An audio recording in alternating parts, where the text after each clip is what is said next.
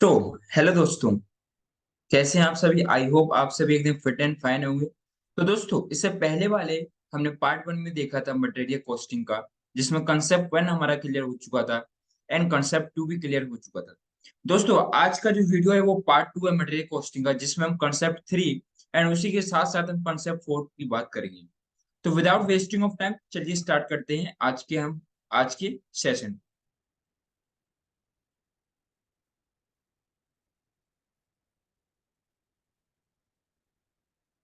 आज जो हम स्टार्ट करने जा रहे हैं वो है हमारा कंसेप्ट थर्ड। अगर आप लोगों ने डायरेक्टली कंसेप्ट थर्ड पे मूव करा है तो कोई प्रॉब्लम नहीं है, कंसेप्ट थर्ड भी आपको क्लियर हो जाएगा। बट मैं चाहूंगा कि इससे पहले आप लोग पार्ट वन का वीडियो है वो जरूर देख लें।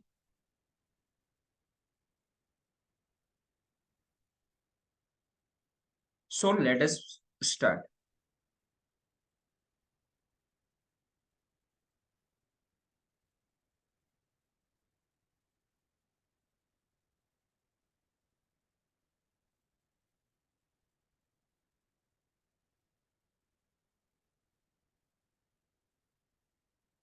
सो दोस्तों, कंसेप्ट थर्ड जो है वो इकोनॉमिक ऑर्डर क्वांटिटी की बात करता है, जिसको आप शॉर्ट में ईओक्यू बोलते हैं, या फिर आप कह सकते हैं रीऑर्डर क्वांटिटी।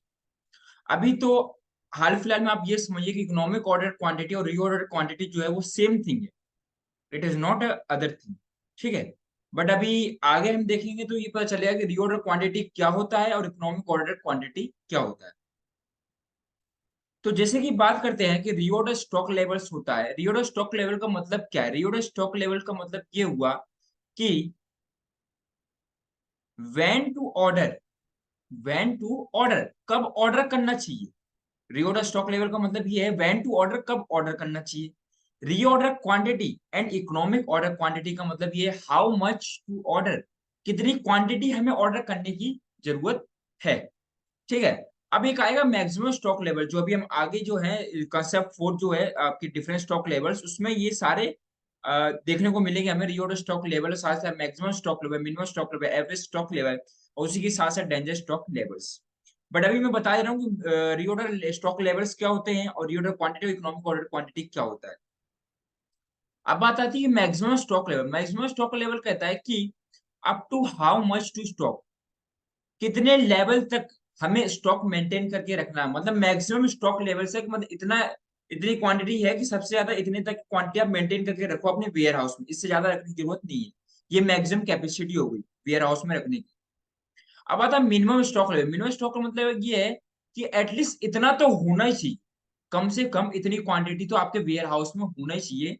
इतना क्यों होना चाहिए? सपोज कस्टमर आएगा तो कम से कम इतनी क्वांटिटी तो होनी चाहिए जिससे कि हम आप प्रोडक्ट को बनाकर कस्टमर को दे सकें। ठीक है। अब एवरेज स्टॉक लेवल कहता है कि नॉर्मली स्टॉक मतलब नॉर्मली इतना स्टॉक तो रहना चाहिए। मतलब हमें कोई प्रोडक्ट बना रहे हैं तो हमें पता चल गया कि इतना मटेरियल इसमें यूज हो रहा है, तो नॉर्मली ये एवरेज लेवल लेके चलते हैं कि एवरेज इतना तो रहना ही चाहिए। ठीक है। उसको आप नॉर्मल स्टॉक लेवल्स भी कह सकते हैं। डेंजर स्टॉक लेवल्स ये होता है कि डेंजर स्टॉक लेवल मतलब ये है इमरजेंसी रिक्वायरमेंट के लिए रखा जाता है। इमरजेंसी रिक्वायरमेंट के लिए रखा जाता है, इसको डेंजर स्टॉक लेवल्स कहते हैं। बफर स्टॉक को कोई सडन डिमांड आ गया उसको मेडिकेट करने के लिए, कम करने के लिए रखा जाता है बफर स्टॉक। ठीक है। आई होप ये आपको मैंने क्लियर हो गया हो। तो आइए आप जानते हैं कि रीऑर्डर क्वांटिटी क्या है, इकोनॉमिक ऑर्डर क्वांटिटी क्या होता है। सो सबसे पहले बात करते हैं रीऑर्डर क्वांटिटी। ठीक है। तो रीऑर्डर क्वांटिटी का मतलब क्या है? What is the meaning of reorder quantity? Reorder quantity का मतलब क्या है? तो reorder quantity is the quantity of material for which purchase requisition made by the store department. reorder quantity जो है वो क्वांटिटी ऑफ मटेरियल है जिसका परचेज रिक्विजिशन आया है स्टोर डिपार्टमेंट से। ठीक है। पहला पॉइंट तो ये कह रहा है, ये मैंने पॉइंट वाइज आपको पॉइंट वाइज दिया है नोट्स। ये पॉइंट वाइज क्या है, पॉइंट वाइज पढ़ने से थोड़ा सा क्या है कि एक तो पूरा ये मतलब ये लोड लेके नहीं पड़ेगा, हाय हाय कितना पैराग्राफ में कैसे आएगा, कैसे समझ में आएगा, तो इसलिए इसको मैंने नोट पॉइंट वाइज में नोट्स में डिस्क्राइब करा है। सेकंड पॉइंट कहता है while setting the quantity to be reordered, जब आप सेट कर रहे हो कि मतलब इतनी क्वांटिटी रीऑर्डर क्वांटिटी है, and consideration is given to the minimum level of stock, okay, reorder level, minimum delivery time, and the most important cost. ठीक है, hence the quantity should be where total carrying cost and ordering cost to be at minimum for this purpose. देखिए reorder quantity तो वो quantity of material जिसके लिए purchase requisition आपका आ रहा है, ठीक है, बट इकोनॉमिक ऑर्डर क्वांटिटी क्या है? इकोनॉमिक ऑर्डर क्वांटिटी वो क्वांटिटी है, इकोनॉमिक ऑर्डर क्वांटिटी वो क्वांटिटी है जिसपे आपकी टोटल कैरिंग कॉस्ट, जिसपे आपकी टोटल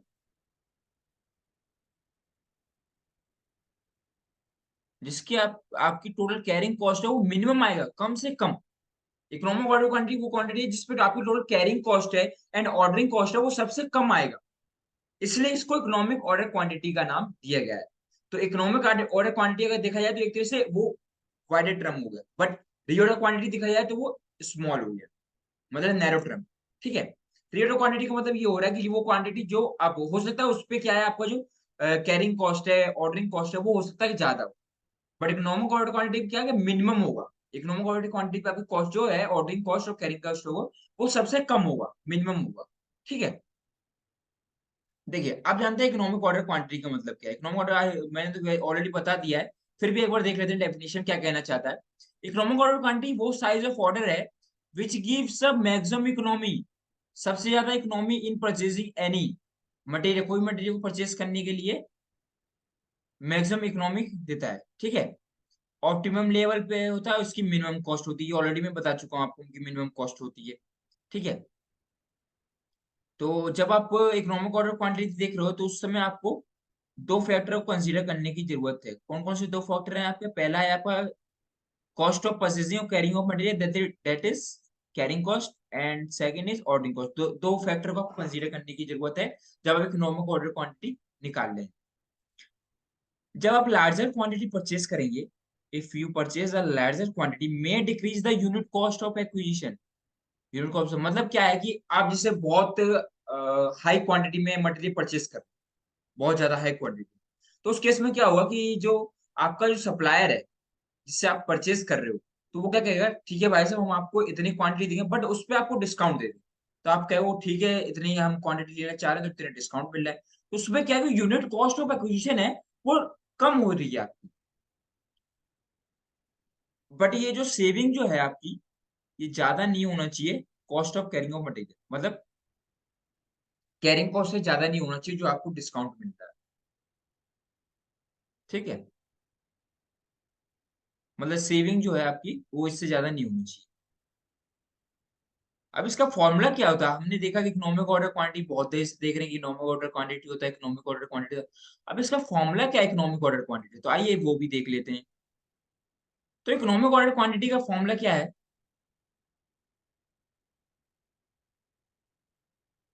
इकोनॉमिक ऑर्डर क्वांटिटी का फॉर्मूला जो है बहुत तरह के फॉर्मूले होते हैं, बट एज पर आईसीआई देखा जाए तो आप लोग मतलब अपने तरीके से इसको फॉर्मूले को बता रहे हैं, बट एज पर आईसीआई देखा जाए तो आपका इकोनॉमिक ऑर्डर क्वांटिटी का फॉर्मूला होता है 2AO, 2AO and divided by सी।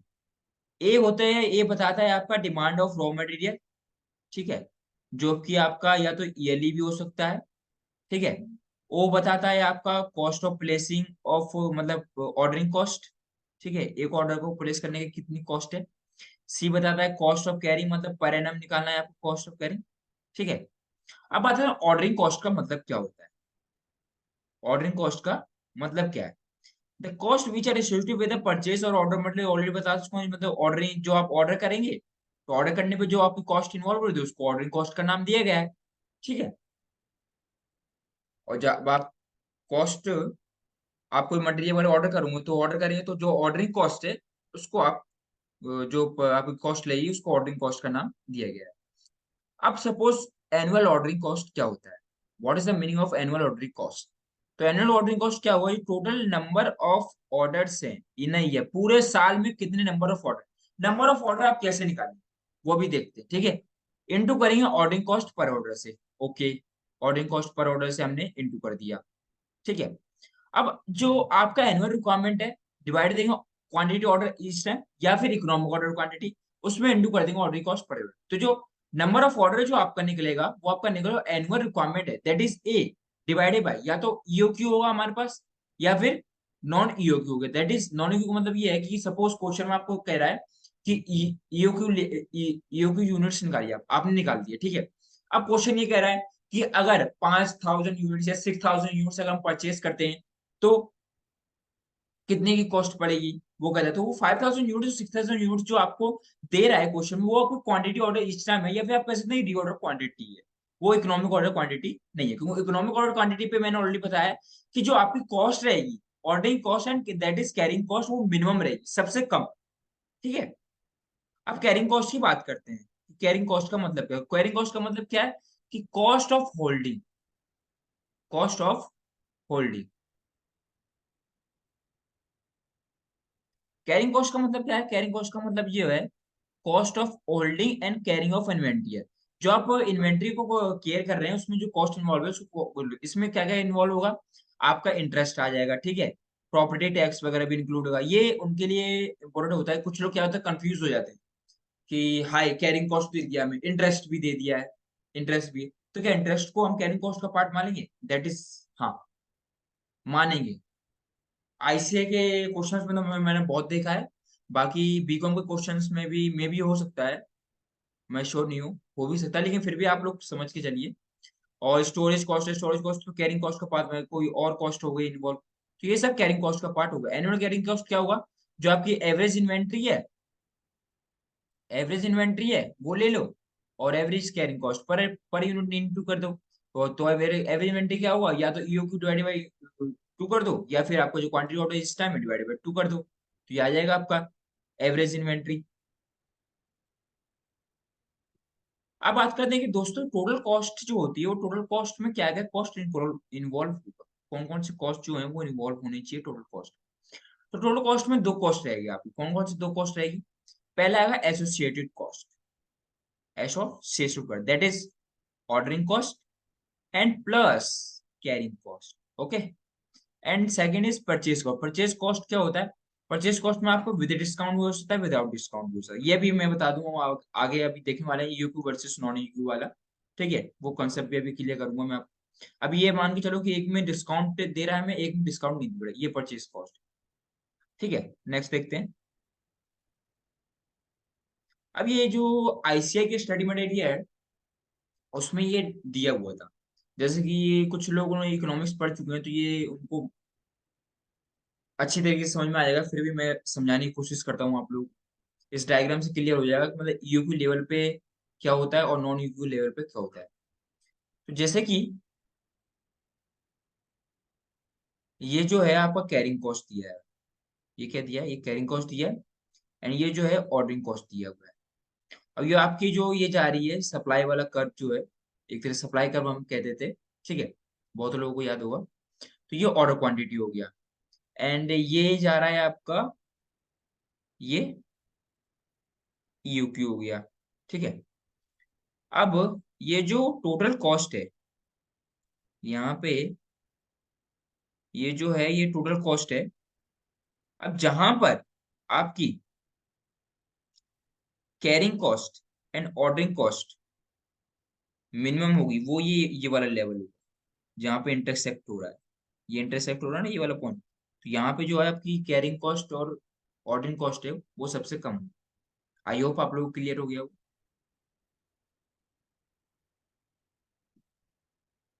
ये सबसे इम्पोर्टेंट है, ये मैंने कोशिश करा है इस फॉर्मेट को अच्छी तरीके से डिस्क्राइब करने की, फिर भी अगर कुछ रह गया हो तो आप लोग कमेंट बॉक्स में कमेंट कर दीजिएगा, मैं फिर कुछ इसमें चेंजेस करने की कोशिश करूंगा।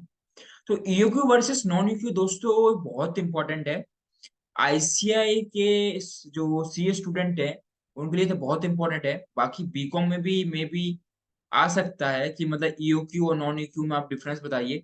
मतलब क्वेश्चंस आपको क्या देगा, क्वेश्चंस में आपको सिंपली ये मेंशन रहेगा, एनुअल डिमांड रहेगा, ठीक है, ऑर्डरिंग कॉस्ट पर ऑर्डर रहेगा, कैरिंग कॉस्ट पर रहेगा, ठीक है। आप पहले ईओ की फॉर्मूला से ईओ की यूनिट्स निकालेंगे, वो ईओ की यूनिट्स निकालने के लिए कहेगा आपने निकाल लिया, फिर क्वेश्चन ये कहेगा कि ईओ की यूनिट्स का आप कॉस्ट निकालिए, और नॉन ईओ जैसे 5000 यूनिट 6000 वो मेंशन कर देगा कि इतना ही है, या विद डिस्काउंट है विदाउट डिस्काउंट परचेज कॉस्ट वो दिया हुआ है, ठीक है।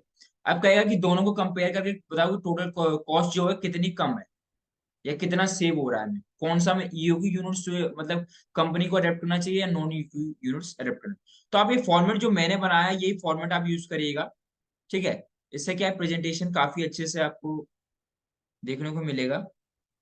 तो सबसे पहले आप लिखोगे एनुअल डिमांड, जो कंपनी की एनुअल डिमांड है वो यहाँ पे आप मेंशन कर दो, ठीक है। ईओक्यू और नॉन ईओक्यू में जो एनुअल डिमांड है वो दोनों में सेम रहेगा, वो चेंज तो नहीं होगा, ठीक है। अब आई परचेज प्राइस की बात। तो परचेज प्राइस में ईओक्यू यूनिट्स में तो आपका गिवन होगा क्वेश्चन, नॉन ईओक्यू में भी गिवन होगा, बट वो कहेगा हो सकता है या तो हो सकता है कि या तो ये कहे कि नॉन ईओक्यू में डिस्काउंट दे रहा हो, ठीक है, तो डिस्काउंटेड प्राइस आप यहाँ पे मेंशन कर दोगे। या हो सकता है नहीं हो, अगर नहीं हो तो ये और नॉन ईक्यू का भी प्राइस सेम रहेगा। अब परचेज कॉस्ट निकल गए, purchase cost A into B that is annual demand into purchase price. तो यहाँ पे ये आपकी आ जाएगी ईओक्यू यूनिट्स की purchase cost in non EQ. यहाँ पे मैंने लिख भी दिया है, यहाँ पे ये रेड रेड उससे लिखा है, if discount is not offer, अगर डिस्काउंट ऑफर नहीं किया गया तो टोटल परचेज कॉस्ट है इररेलेवेंट हो जाएगा। इररेलेवेंट क्यों हुआ? क्योंकि दोनों सेम होंगे, ईओक्यू यूनिट्स का भी कॉस्ट सेम होगा, नॉन ईओक्यू यूनिट्स का भी सेम होगा, तो फिर कोई डिफरेंस तो हुआ नहीं है, ठीक है। उसके बाद रीऑर्डर क्वांटिटी लेंगे या फिर इकोनॉमिक ऑर्डर क्वांटिटी लेंगे, जो कि ईओक्यू इकोनॉमिक ऑर्डर क्वांटिटी हमने कैलकुलेट करा है फॉर्मूले से 2a डिवाइडेड बाय c से, वो यहाँ पे ले लेंगे। और नॉन ईओक्यू तो हम क्वेश्चन में गिवन रहेगा, ठीक है। उसके बाद नंबर ऑफ ऑर्डर आएगा ए डिवाइडेड बाय डी, मतलब annual demand divided by EOQ, जो कि हमने ऊपर देखा था ऑर्डरिंग कॉस्ट में निकाले थे, तो हमें नंबर ऑफ ऑर्डर, तो वो नंबर ऑफ ऑर्डर यहाँ पे आ गया, ठीक है। नंबर ऑफ ऑर्डर यहाँ पे लिख देंगे दोनों में। यहाँ पे तो यू क्यू आ जाएगा जो आपने यहाँ निकाला हुआ, ए डिवाइडेड बाय डी, ठीक है। उसके बाद ऑर्डरिंग कॉस्ट आएगा, ऑर्डरिंग कॉस्ट आपका हो जाएगा number of order divided by, sorry, into ordering cost per order, तो यहाँ पे आप लिख दोगे। ऑर्डरिंग कॉस्ट का फॉर्मूला मैंने ऊपर आपको बताया था, एवरेज इन्वेंट्री आ जाएगा आपका, रीऑर्डर क्वांटिटी है economic order quantity divided by 2, जो कि क्वेश्चन में आपको बताया मैंने ऑलरेडी। कैरिंग कॉस्ट पर एनम आ जाएगा यहाँ पे, ठीक है। अगर डिस्काउंट ऑफर नहीं होगा तो ये सेम रहेगा, सेम न्यू रहेगा। सेम इसलिए ईओक्यू यूनिट्स पे जो आप कैरिंग कॉस्ट निकालो वही है वो रहेगा। अगर डिस्काउंट होता नॉन ईओक्यू यूनिट्स पे तब तो कुछ चेंजेस होते, अदरवाइज तो सेम ही रहेगा। फिर आपकी एसोसिएटेड कॉस्ट होगी, जैसे कि मैंने बताया कि टोटल कॉस्ट दो कॉस्ट का पार्ट है, एसोसिएटेड और परचेज कॉस्ट। तो एसोसिएटेड कॉस्ट आ गया एफ प्लस एच, और टोटल कॉस्ट आपकी ये सी प्लस आई आ गया। तो इसी तरीके से आपको फॉर्मेट को लेके चलना है, इसी तरीके से यही फॉर्मेट अभी सिंपली क्या करना है, कोई रट्टा मारने की जरूरत नहीं है। आपको क्वेश्चंस क्या कह रहा है, क्वेश्चन से एनुअल डिमांड दिया, एनुअल डिमांड पुट करो, परचेज प्राइस दिया, परचेज प्राइस लिख दिया, परचेज कॉस्ट निकालो। स्टेप बाय चलते रहेगा आप। रीऑर्डर क्वांटिटी निकाली, economic order quantity, number of order निकालिए, ऑर्डरिंग कॉस्ट निकल गया। ऑर्डरिंग कॉस्ट निकालने के लिए हमें दो चीज चाहिए, number of order, ordering cost per order, तो वो ले लिया। एवरेज इन्वेंटरी निकाले, कैरिंग कॉस्ट पर आना, तो कैरिंग कॉस्ट पर आना आपका आ जाएगा। अब क्वेश्चन में सपोज आपको कह रहा है कि बताओ कि हमें कितना फर्दर डिस्काउंट और मिल, मतलब कितना और डिस्काउंट मिलने की जरूरत है, मतलब डिफरेंस कितना आया है, टोटल कॉस्ट जो नॉन ईओक्यू की कॉस्ट है और ईओक्यू उसमें डिफरेंस कितना आया। तो वो डिफरेंस निकाला आपने पहले, ठीक है। फिर difference in cost divided by total cost EOQ level का इनटू 100, तो ये आपका आ गया, मतलब फर्दर इतने का डिस्काउंट और चाहिए, फर्दर का इतने डिस्काउंट और चाहिए तब ये, ठीक है। आई होप आप लोगों को क्लियर हो। अब दोस्तों बात करते हैं, अब मैं कंसेप्ट 3 से रिलेटेड अभी क्वेश्चंस तो नहीं करवाऊंगा। अगर आप लोगों को डाउट हो तो आप लोग बताइएगा, नेक्स्ट वीडियो में मैं कराने की कोशिश करूंगा। वैसे तो डाउट नहीं होना चाहिए क्योंकि मैंने कोशिश करा बहुत अच्छी तरीके से समझाने की आप लोगों की, ठीक है। अब हम बात करते हैं दोस्तों कंसेप्ट 4 की तरफ मूव करते हैं विदाउट वेस्टिंग ऑफ टाइम। तो कंसेप्ट फोर जो है दोस्तों वो डिफरेंट स्टॉक लेवल्स की बात करता है, like reorder level, maximum level, minimum level, danger level and average stock levels. Okay, तो एक एक करके हम इसको अच्छी तरीके से समझते चलते। तो पहला आता है रीऑर्डर लेवल। पहला बात करता है हमारा रीऑर्डर। तो रीऑर्डर लेवल जो है वो लेवल ऑफ मटेरियल है, वो level of material at which new order of supply material to place. मतलब ये रीऑर्डर लेवल का मतलब क्या है, नाम से इसका मीनिंग आपको समझ रहा हो, री ऑर्डर लेवल, री ऑर्डर लेवल मतलब दोबारा कौन सा ऐसा लेवल आएगा जब हमें क्वांटिटी जो है दोबारा मंगाने की जरूरत है, मटेरियल को दोबारा सप्लायर से मंगाने की जरूरत है, दैट इज रीऑर्डर लेवल, ठीक है। मैंने कहा था नाम में ही इसका मीनिंग छुपा हुआ है। तो इसके दोस्तों दो फॉर्मूले होते हैं, पहला होता है maximum usage into maximum lead time, ठीक है।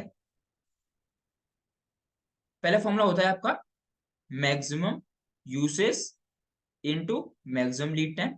मैक्सिमम लीड टाइम को आप रीऑर्डर पीरियड भी कह सकते हो, जो मैक्सिमम मतलब ज्यादा से ज्यादा इतना यूसेज है, मैक्सिमम यूसेज कह लो आप, मैक्सिमम कंजम्पशन कह लो आप। ये आप ऐसे भी निकाल सकते हो कि दैट इज एनुअल डिमांड है डिवाइडेड बाय जो आपके ईयर्स, आपको क्वेश्चन में क्या 360 हुआ, अगर 360 दिया हुआ 360, अदरवाइज आप 365 ले लो। ठीक है, तो ये आ जाएगा maximum usage, we can say that maximum consumption आ गया, मैक्सिमम लीड टाइम यहाँ पर। दूसरा फॉर्मूला सेकंड है minimum stock plus average usage into average lead time. मतलब एवरेज यूसेज कितना आ रहा है, एवरेज यूसेज आप maximum usage plus minimum usage divide by 2 से निकाल सकते हो। और जो एवरेज लीड टाइम है वो आपका निकलेगा maximum lead time plus minimum lead time divide by 2 से। सेफ्टी स्टॉक, मिनिमम स्टॉक को आप दूसरे नाम से भी जान सकते हैं, दैट इज सेफ्टी स्टॉक। ठीक है, और फिर प्लस करेंगे average into average lead time. I hope ये क्लियर होगा। चलिए एग्जांपल से थोड़ा और क्लियर करते हैं। जैसे कि इसमें मैक्सिमम डेली रिक्वायरमेंट दिया हुआ है 800 यूनिट्स का, टाइम रिक्वायर्ड टू रिसीव है 4 डेज का, मिनिमम डेली रिक्वायरमेंट है 600 यूनिट्स, और टाइम रिक्वायर्ड है फॉर सप्लाई का मतलब 30 डेज 1 मंथ का लगता है। हमें रीऑर्डर लेवल बताना है। तो रीऑर्डर लेवल का जो फॉर्मूला होता है वो maximum usage into maximum lead time होता है। तो मैक्सिमम यूसेज जैसे कि हमें दिया हुआ था क्वेश्चंस में 800 यूनिट्स, वो हमने यहाँ पे मेंशन कर दिया। 800 यूनिट्स ये जो हमें लिखा हुआ था मैक्सिमम यूसेज, ये हमने 800 यूनिट्स यहाँ पे मेंशन कर दिया। और हमें डेज भी मेंशन था, वो 30 डेज का मैंने यहाँ मेंशन कर दिया, तो हमारे पास 24,000 यूनिट्स हमारे पास आ गया। ठीक है, सिंपल है बिल्कुल, फॉर्मूले फॉर्मूले का खेल है बस। एक बार आप फॉर्मूला समझ गए फिर तो आपको कोई नहीं रोक सकता क्वेश्चन सॉल्व करने से। चाहे क्वेश्चन कितना भी घुमा ले, इधर घुमा ले उधर घुमा ले, आप क्वेश्चन बिल्कुल कर लोगे अगर कंसेप्ट क्लियर है और साथ ही साथ अगर फॉर्मूले क्लियर है तो। सिंपली क्या करें, रीऑर्डर लेवल, रीऑर्डर लेवल मतलब कब हमें रीऑर्डर कर देना है। तो रीऑर्डर कब कर देना है, जब हमारे पास ज्यादा से ज्यादा यूसेज रह जाए, ज्यादा से ज्यादा लीड टाइम रह जाए, सिंपली। ठीक है, अब बात करते हैं एग्जांपल, एक और एग्जांपल देख लेते हैं। एक और एग्जांपल क्या कह रहा है कि दो टाइप्स के मटेरियल हैं। अच्छा, दो टाइप्स के मटेरियल है, ठीक है, एक सेकंड। दो टाइप के मटेरियल है, मटेरियल ए है एंड मटेरियल बी है। मटेरियल ए में जो टाइम इन्वॉल्व है 3 to, मिनिमम टाइम है ये 3, मैक्सिमम टाइम है आपका 5। मटेरियल बी का मिनिमम है 2 और मैक्सिमम है 4 वीक्स। ठीक है, मिनिमम यूसेज दिया हुआ 20 यूनिट्स पर वीक, ओके। मैक्सिमम यूसेज दिया हुआ है नॉर्मल यूसेज, नॉर्मल यूसेज को मैंने बताया था आपको एवरेज यूसेज, नॉर्मल यूसेज को आपको एवरेज यूसेज से भी जानते हैं। ठीक है, आइए इसका कैलकुलेशन करते हैं। हमसे पूछा गया है कि रीऑर्डर लेवल बताओ। ठीक है, दो दो टाइप के मटेरियल के रीऑर्डर लेवल बताना है। तो जैसे कि मैंने फॉर्मूला बताया था आपको, maximum usage into maximum lead time होता है, तो मैक्सिमम यूसेज हमारे पास 40 यूनिट मेंशन है, दोनों का सेम रहेगा, बस इनके जो मैक्सिमम लीड टाइम है वो चेंज हो गए, 5 वीक्स और 4 वीक्स। तो ये आएगा 200 यूनिट्स एंड 160 यूनिट्स। ठीक है, अब दोस्तों बात करते हैं मिनिमम लेवल का मतलब क्या है। मिनिमम लेवल जैसे कि मैंने बताया था कि इसको सेफ्टी स्टॉक के नाम से भी जानते हैं। तो ये फॉर्मूला कहीं ना कहीं जो है आपका रीऑर्डर लेवल से ही निकला है। जो मिनिमम लेवल का फॉर्मूला है जो रीऑर्डर लेवल से कैसे निकला है, आइए देखते हैं। क्या कह रहा है, reorder level minus average usage into average lead time. ठीक है, ये कहां से फॉर्मूला निकला है, ये ऊपर से ही निकला है, ये देखिए मिनिमम स्टॉक। अब मिनिमम स्टॉक क्या है, मिनिमम स्टॉक को इधर यहीं पे रखिए आप, और रीऑर्डर लेवल आप उस साइड में इक्वल टू में मिनिमम स्टॉक को इधर रखिए, average usage average lead time को उधर भी, तो reorder level minus average usage into average lead time हो जाएगा हमको। ठीक है, यहीं से आप फिर फॉर्मूले को इसको और फिर थोड़ा डिस्क्राइब कर दिए, ओपन कर दिए, तो ये फॉर्मूला हो जाएगा। सेकंड फॉर्मूला जैसे maximum lead time into maximum usage कर दिया, रीऑर्डर लेवल का फॉर्मूला को average to average lead time ले लिया हमने। मिनिमम मिनिमम लेवल को मैंने बताया था कि आपको इसका दूसरा नाम सेफ्टी स्टॉक भी है। अब एग्जांपल देखते हैं, एग्जांपल के माध्यम से और थोड़ा सा कंसेप्ट को क्लियर करने की कोशिश करते हैं। मैं तो दोस्तों आपको चाहूं तो बहुत एग्जांपल करवा सकता हूं, लेकिन विदाउट वेस्टिंग ऑफ टाइम मैं चाहता हूं कि सबसे पहले आप लोग अपने मन से करें, अपना आप करने की कोशिश करें। कंसेप्ट क्लियर हो गया, हाँ ठीक है, कंसेप्ट क्लियर हो गया। अब जो मैं एग्जांपल यहाँ करा रहा हूँ वो एक बार क्यों ना आप लोग पोस्ट करके खुद करने की कोशिश करें। खुद करने की कोशिश करेंगे तो ज्यादा आपको क्लियरिटी आएगी, समझ में आएगा कहाँ पे गलती हुई है, तो वो चीज याद रहेगी। आपने जो गलती करी है वो याद रहेगी। ठीक है, लेकिन आप ये ऐसे ही कॉपी पेस्ट करोगे तो आप लोगों को याद नहीं रहेगा। तो एग्जांपल क्या है कि 100 यूनिट्स दिया normal usage, that is average usage भी कह सकते हो, मैक्सिमम यूसेज दिया हुआ, ओके। मिनिमम यूसेज दिया है हमें, रीऑर्डर पीरियड मतलब मिनिमम जो है 25 है, मैक्सिमम 30 है, ओके। मिनिमम लेवल हमें निकालना है। तो मिनिमम लेवल निकालने से पहले हम लोग को रीऑर्डर लेवल निकालना है। रीऑर्डर लेवल का फॉर्मूला क्या है, maximum usage into maximum lead time, ठीक है, या कह सकते हो रीऑर्डर पीरियड। तो वन, जैसे कि रीऑर्डर पीरियड मैंने इसलिए लिख दिया कि क्वेश्चंस में मेंशन था। मैक्सिमम लीड टाइम 30 डेज है हमारा, तो मैक्सिमम यूसेज ले लिया और मैक्सिमम लीड टाइम ले लिया, तो हमारे पास आ गया ये 3900 यूनिट्स रीऑर्डर लेवल आ गया। अब मिनिमम लेवल का फॉर्मूला क्या है, reorder level minus average usage, ठीक है, इनटू एवरेज लीड टाइम। तो ये आ गया रीऑर्डर लेवल जो कि ऊपर हमने निकाला था 100 यूनिट्स, ये आ गया हमारे पास average lead time. Average lead time कैसे निकाला वो बताता हूँ आपको। हमने क्या करा है, एवरेज लीड टाइम क्या कैसे निकाला है बताता हूँ आप लोगों को। हमने करा है 25, एक सेकेंड, 25 लिया, ठीक है, उसमें प्लस करा 30, डिवाइड दे दिया 2 से। तो ये आप लोगों का क्या आ गया, अगर आपने डिवाइड दे दिया 2 से तो आप लोगों का ये आ गया एवरेज। मतलब जो स्टैटिक्स में आप लोग देखते हैं ना एवरेज, वही वाला एवरेज है। ठीक है, अब आगे की तरफ मूव करते हैं। अब आ गया मैक्सिमम लेवल। मैक्सिमम लेवल का एक ही फॉर्मूला है, ज्यादा फॉर्मूला नहीं है। Reorder level plus reorder quantity minus minimum usage into minimum lead time. Maximum level का मतलब क्या है, वो level, it is that level of stock above which stock in hand of raw materials should not be allowed। मतलब इससे ज्यादा आप stock नहीं ले सकते, ये मैक्सिमम लेवल हो गया, मैक्सिमम कैपेसिटी हो गया। जैसे कि लाइक कार कार है, अब कार की कैपेसिटी है पेट्रोल भरने की 25 लीटर, तो आप 25 लीटर ही तो उसमें पेट्रोल भर सकते हो, ये थोड़ी ना कि 30 लीटर भरते हो। ठीक है, जितनी कैपेसिटी है मैक्सिमम उतना ही भर सकते हो। या वी कैन से आपके पास मोटरसाइकिल है, तो मोटरसाइकिल में भी जो जितनी कैपेसिटी होगी उससे टैंक की, आपके पेट्रोल के टैंक की उतना ही तो भरो, उससे ज्यादा थोड़ा ना आप भर दोगे। ठीक है, तो मैक्सिमम लेवल ये हो गया। तो मैक्सिमम लेवल क्या होगा, reorder level plus reorder quantity minus minimum into minimum data. Reorder quantity को आप इकोनॉमिक ऑर्डर क्वांटिटी भी यहाँ पे कह सकते हो, अगर आपके क्वेश्चंस में मेंशन है तो ये इकोनॉमिक ऑर्डर क्वांटिटी भी कह सकते हैं। अब बात करते हैं एवरेज स्टॉक लेवल्स की। तो एवरेज स्टॉक लेवल्स क्या होगा, एवरेज स्टॉक लेवल्स का, चलिए वो एवरेज स्टॉक लेवल्स भी देख लेते हैं। एवरेज स्टॉक लेवल्स का फॉर्मूला क्या है, तो एवरेज स्टॉक लेवल का फॉर्मूला, दो फॉर्मूले हैं दोस्तों। कौन कौन से दो फॉर्मूले हैं आइए देखते हैं। तो पहला फॉर्मूला है एवरेज स्टॉक लेवल, जो मैक्सिमम स्टॉक लेवल जो कि आपने निकाला है, and minimum plus minimum stock level divided by 2 किया गया।